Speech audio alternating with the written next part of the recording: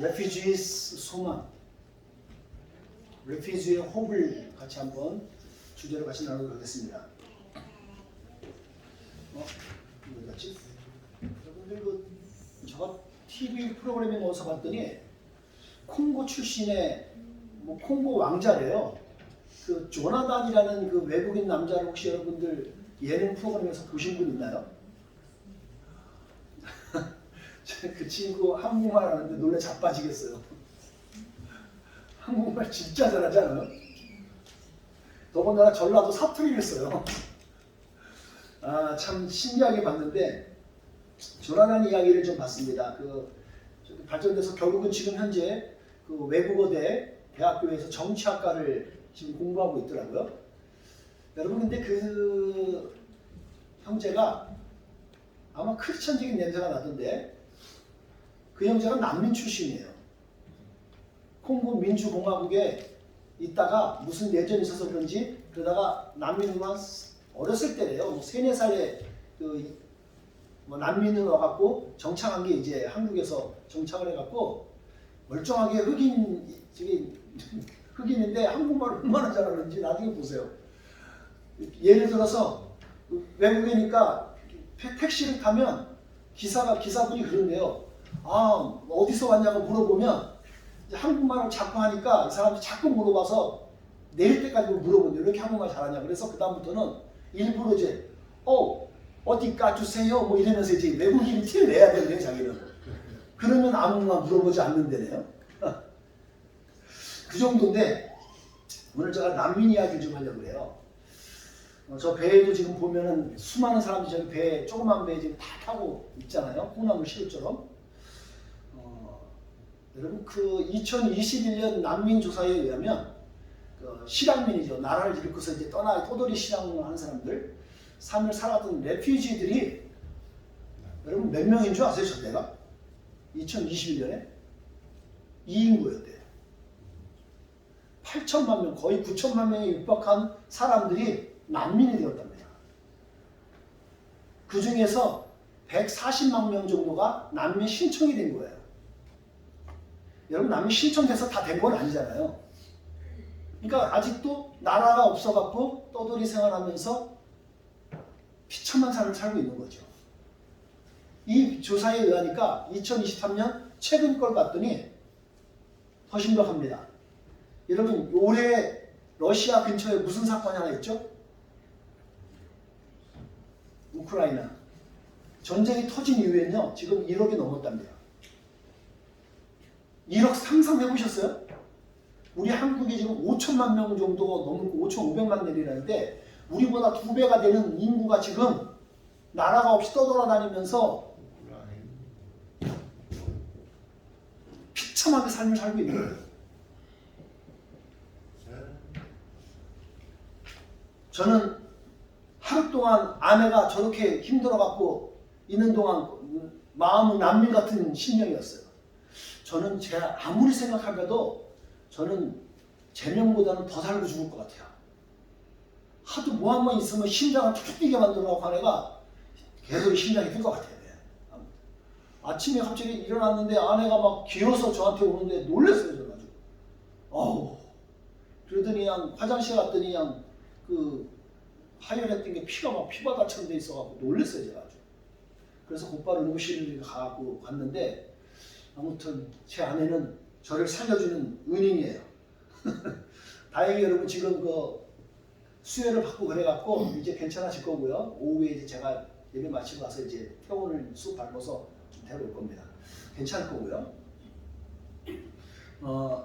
여러분 우리가 어디 자리 정착하지 못하고 이 사람이 난민 같은 난민을 경험해 보셔야 이게 아실 텐데 난민자는 삶이 여러분 진짜 비참하다고 합니다. 그래서 그 난민들이 가지면요 그 나라에서 가졌던 학벌, 재력, 신분, 재능 모든 게 다 없어져요. 알아주질 않아요. 그냥 난민이에요. 제가 넷플릭스에서 하나 봤더니 어떤 수영 선수인데 국가대표급 국대까지 되는 거예요. 그런데 난민이 돼버렸어요. 아무도 인정 안 해줘요. 그냥 목숨 부지를 위해서 막 탈출해야 되는. 그래서 수영을 해가지고 탈출해야 되는 그 비참한 삶을 제가 넷플릭스에서 한 영화를 봤는데 제목이 더 스위머 그랬었어요. 이야 비참해요. 여러분 감사하세요. 여러분이 가지고 있는 재량, 여러분들 은사 다 활용할 수 있는 게 나라가 있고 안전하니까 가능한 거잖아요. 속으로 하나님께 감사합니다 한번 외치세요. 아내 저 살려주신 거 감사합니다. 난민에게 있어서 유일한 소망이 뭘까요? 여러분 난민에게서 가장 시급한 소망은요. 자기들이 난민으로 먼저 인정받는 거예요. 그래야 피난처를 찾을 수 있어요. 그래야 새로운 인생을 살아갈 수 있거든요. 이걸 말씀드린 이유는 오늘 시편에 우리 같이 읽었던 시편 기자가 딱 이 짝이에요. 이 시편, 이 시인이 딱 그 상황이었어요. 제법 잘 살았던 사람인 것 같은데 난민과 같은 아주 비참한 삶을 살아요. 자신이 살아가는 땅에서 내쫓겨야 되는 신세가 되었어요. 그리고 싸움에서 패배했던 사람이에요. 약자로서 밀려나야 됐고요. 그리고 결국 이제 생명의 위협까지 받는 사람이에요. 어떻게 누가 살려주지 않으면 살아갈 수 없는 사람. 영락없는 레퓨지예요.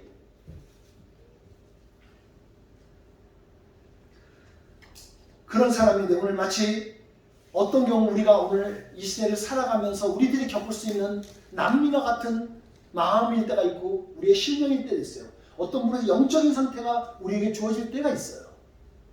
여러분 그럴 때 어떻게 하시겠어요? 피난민처럼 여러분에게 다가오는 근심들이 있을 수 있고 무거운 짐들이 여러분에게 올 수도 있습니다. 제가 이거 보면서 무거운 짐을 할 때 헤비잖아요.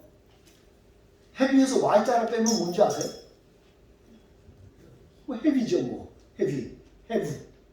근데 여기다가 요걸 붙여보니까 heaven이 되더라고요. 여러분들 오늘 말씀 안에서 하나님이 주시는 깨달음이 있어서 여러분 무거운 짐도 다 내려놓으시고 주님께서 새로 주시는 천국을 맛볼 수 있는 은혜가 되기를 바랍니다.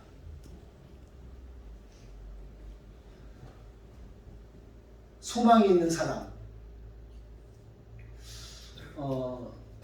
난민에게 소망이 있는 것처럼 우리들에게도 오늘 가지고 있는 짐들을 내려놓고서 자유할 수 있고 해결될 수 있는 방법이 무엇일까? 오늘 저는 그 부분에 대해서 본문 중심으로 두 가지만 살펴보려고 합니다. 무거운 짐을 어떻게 내려놓을 수 있냐? 전 이렇게 하면 내려놓을 수 있을 것 같습니다. 오늘 성경이 우리에게 말을 해요. 뭐라고요? 114절은 우리에게 이렇게 말을 해요. 주님의 말씀에 소망을 두는 거예요. 여러분 한국에서 긴급상황 발생하면 어디를 눌러요? 보통 119를 누르죠. 여러분 그러니까 오늘 119편을 딱 찾으시면 돼요. 그러고 나서 119편에 들어오면 우리에게 안내번호, 우리 한국의 안내 번호는 뭐죠? 114. 예, 여러분 114편 지금 읽고 있으시죠? 읽었잖아요. 114절에 보면 나와 있어요, 답이. 성경 본문 찾아보십시오. 114절을 한번 찾아가 보세요. 114절에 어떤 말이 나와 있는지 보십시오. 찾고 함께 읽겠습니다. 시작. 주는 나의 피난처시며 방패이십니다.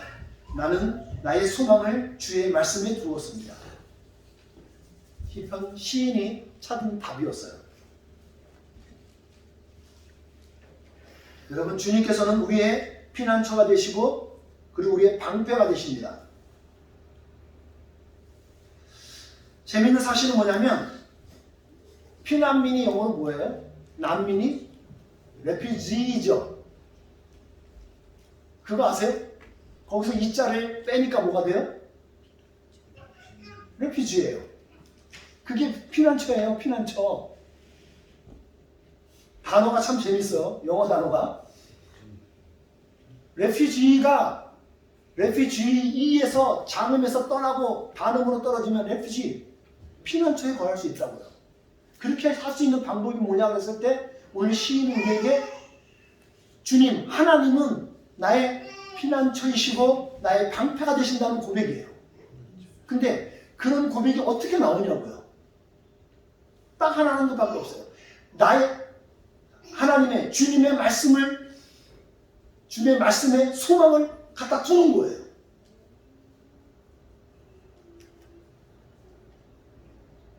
주님의 말씀이 그 역할을 한다는 거죠. 의지할 수 있는 유일한 근거예요.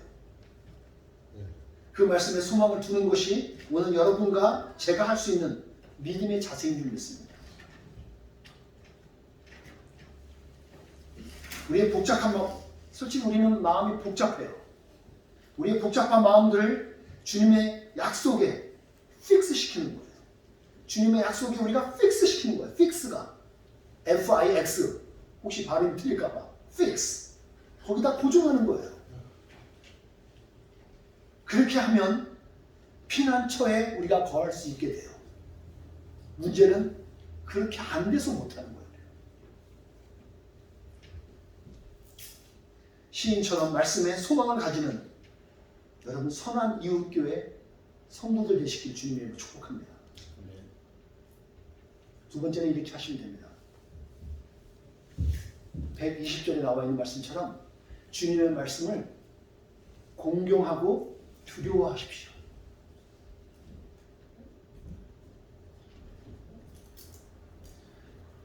우리는 여러분과 저는 동일해요.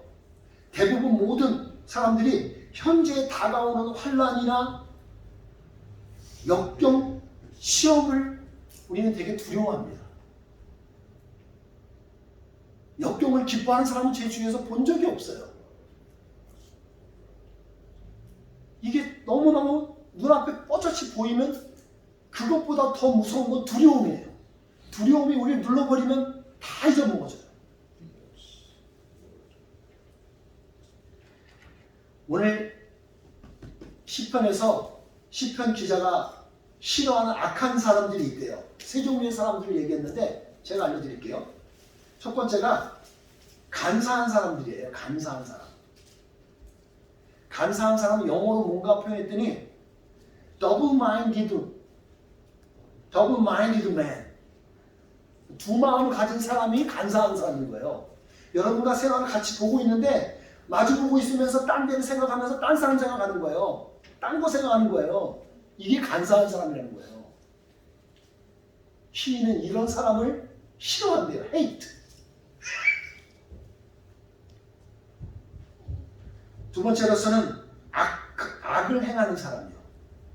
악을 행동으로 옮기는 사람 얘기하는 거예요. 그 사람들이 싫어한대요. 그리고 말씀을 거역하는 사람. 아무리 말씀을 갖다 심어줘도 no, 난 절대로 그렇게 안 할 거야. 그런 사람들이 싫어한다는 거예요. 그 싫어하는 사람들이 지금 시인을 계속해서 공격하고 있어요. 생명을 잡아버리고 죽여버리려고 막 덤벼들고 있다고요. 그렇게 살아갈 때 그들이 계속 공격하는 것 때문에 두려운 거예요. 여러분, 이 두려움 때문에 더 무서운 거예요. 근데 시인은 어떻게 하냐면 그 두려움 대신에 어떻게 했냐면 시인의 마음을 이렇게 맞았어요. 믿음의 그릇을 여는 거죠. 두려움의 현장에 다가와도 믿음의 그릇을 확실히 열어서 두려움보다 크고 위대하시고 나를 지켜주실 하나님을 의지하는 거예요. 그래서 그 하나님 앞에 의지해서 하나님 말씀을 꼭 붙잡는 거죠. 오늘 시인은 그 단어를 쓰는 거예요. 경외한다는 거예요. 나는 하나님을 경외한다고. 경외한다는 말이 뭔지 아세요? 글씨가 작아서 걸림. 두려움을 극복하기 위해서 오늘 시인은 어떻게 했냐면 이렇게 했어요. 하나님의 약속을 붙잡는 겁니다. 하나님의 약속을 꽉 붙잡아요. 그 붙잡은 사람의 행동이 뭐냐면 하나님을 경외하는 거예요. 하나님을 리스펙하는 거예요. 하나님에게 아너를 드리는 거예요. 무엇보다 거기에는 fear하는 거예요. 하나님을 두려워하시면요, 하나님보다 두려운 존재가 없거든요, 실제로. 여러분, 간사한 자의 계획이 흔들리지 않고 한 마음으로 말씀을 경외하는 믿음의 삶을 살아가는 여러분의 삶이 되어지기를 주님의 이름으로 다시 한번 축복합니다. 여러분들, 이스탄불, 터키가 아니죠, 지금은 튀르키예죠. 튀르키예에 이스탄불 가보신 분이 계세요? 이스탄불. 거기에 가서 상징적으로 볼 수 있는 건물이 저기 있죠. 건물이 있죠. 모스크 하나 사원이 있는가 하면 모스크 사원 건너편에 소피아 사원이 하나 있습니다. 이거는 중세시에서 어떤 그 성당이거든요. 그 성당에 혹은 이 건축 양식이 아치형이에요. 아치형이 뭔지 아시죠? 아치형이 둥그렇게 생긴 거예요. 왜 그랬을까 했는데 직각으로 세워서 하면 더 튼튼할 것 같은데 그렇지 않답니다. 아치형이 더 튼튼하고 견고하대요. 건물을 짓기는 물론 힘들어요.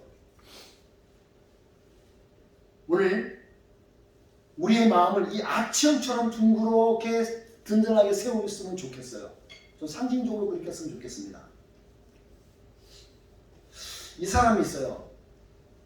죽음의 수용소에서 이 책이 유명한데 영어로는 Man's Search for Meaning. 이 사람이 빅터 프랭클이라는 사람인데 옛날 독일의 포로 수용소 아우슈비츠 그 수용소에서 생존자 중에 한 사람인 거예요. 이 사람이 책을 쓴 게 죽음의 수용소에라는 책을 쓴 거예요. 이 책은 여러분 한 번씩은 읽어보셔야 돼요. 참 많은 걸 담았어요. 이 사람이 나중에 생존하고 나서 책을 쓰고 그리고 그 심리학자로 심리치료사로서 이 사람이 일을 하게 되는데 어떤 일을 하게 됐냐면 의미요법이라는 방법으로 사람들을 치유했던 거예요. 미닝 테라피죠. 미닝 테라피. 그래서 그 마음을 치료해주고 소망을 갖다 심어줘갖고 사람을 살려내는 거예요. 근데 이 사람의 말이 힘이 있을 수밖에 없는 게 본인이 그렇게 살았기 때문에 알아.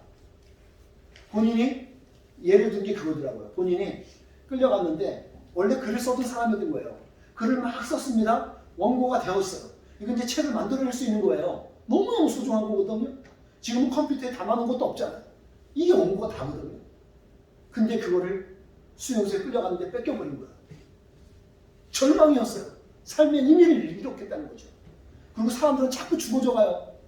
어떻게 하지? 그 상황에서 자기는 내가 살아야 될 이유가 뭐지? 그때 생각했답니다. 내가 살아야 될 이유, 이 글을 다시 쓰자. 다시 쓰자. 그리고 그는 의미를 부여하고 살아남은 거예요. 그래서 결국은 책을 썼어요. 저는 오늘 여러분들과 같이 나누고 싶은 건 그렇습니다.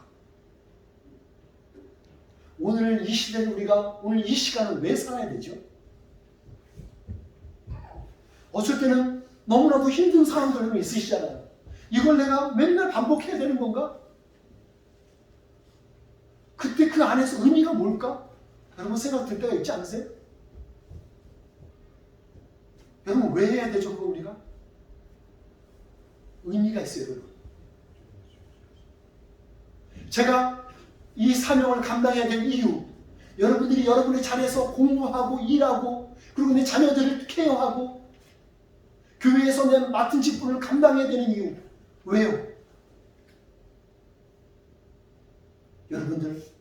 여러분과 제가 오늘 이 시간 이겨내는 이 일이 어느 순간에는 누군가에게 내가 위로할 수 있고 누군가에게 격려가 될 수 있게 해요. 그리고 오늘을 이겨낸 사람이 내일이 있어지기 때문에 하나님께서 내년에 하나님께서 우리에게 주실 하나님의 상급을 기대하실 수 있습니다. 하나님의 말씀, 하나님의 약속의 말씀을 우리가 의미로 붙잡을 수 있다면 오늘 우리가 넉넉히 살아갈 수 있을 수 있습니다.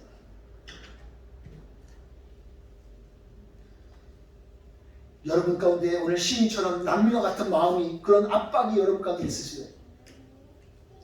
빅터 프랭클이 삶의 의미를 두고 소망을 가졌던 것처럼 여러분도, 그리고 오늘 시인이 그런 상황에도 불구하고 하나님의 말씀을 꼭 붙잡았던 것처럼 오늘 여러분들도 하나님께서 우리에게 이미 예비하신 피난처 그리고 방패, 여러분 쉴드거든요. Refuge and shield, 우리를 막아주는 거예요. 여러분 방패가 왜 약간 둥그렇게 나와요? 아치형이 되는 이유는 그게 더 효과적이기 때문이에요. 우리의 마음도 마찬가지고 우리의 가구도 마찬가지고 아치형으로 여러분 세우세요. 견고해져요. 마지막으로 오늘 이 말씀 같이 읽고 설교 마치겠습니다. 114절 여러분 의미 있게요. 오늘 여러분에게 하나님께서 여러분 각자에게 말씀하시는 말씀을 한번 받아보세요. 그러면서 같이 또박또박 같이 맞춰서 읽겠습니다. 시작. 주는 나의 피난처이시며 방패이십니다. 나는 나의 소망을 주의 말씀에 두었습니다.